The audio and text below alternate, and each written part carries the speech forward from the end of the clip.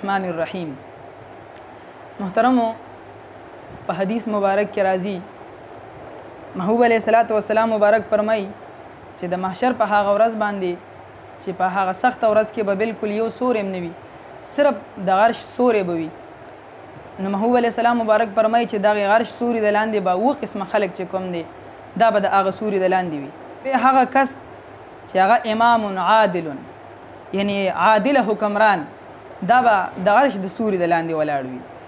دویم نمبر محبوب علیه السلام فرمایي چې هغه سړی به هم د عرش د سوري د لاندې ولاړ وي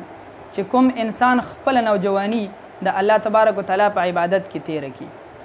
او دریم نمبر کس محبوب علیه السلام فرمایي چې هغه کس به د عرش د سوري د لاندې وي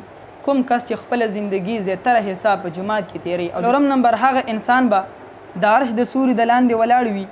کوم چې د الله تبارک وتعالی د رضا دپاره په خپلو منځو کې یعنی د خپلو وروڼو سره د الله تبارک وتعالی د رضا دپاره محبت کوي. نو محبوب علیه السلام فرمایي چې دا انسان به هم د عرش د سوري د لاندې وي.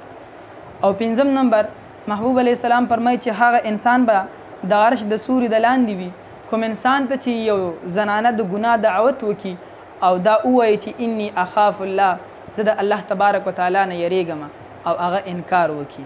شپږم نمبر محبوب علیه السلام مبارک فرمایي چې هغه انسان به هم د عرش د سوري د لاندې وي کوم انسان چې صدقه وکړي او داسې صدقه وکړي چې په ښي لاس باندې وکړي او دا بل لاس ترې نه خبر هم نشي، د ریا پکې اړوله څه شک پاتې نشي، نو دغه انسان داسې صدقه کوونکی به هم د عرش د سوري د لاندې وي.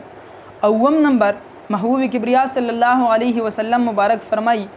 چې هغه انسان به په دغه سخته ورځ باندې د عرش د سوري د لاندې وي کوم انسان چې په تنهایی کې او ځان له چې کله ځان لشي او د الله تبارک وتعالی ذکر کوي، نو دا کس به هم د عرش د سوري د لاندې وي.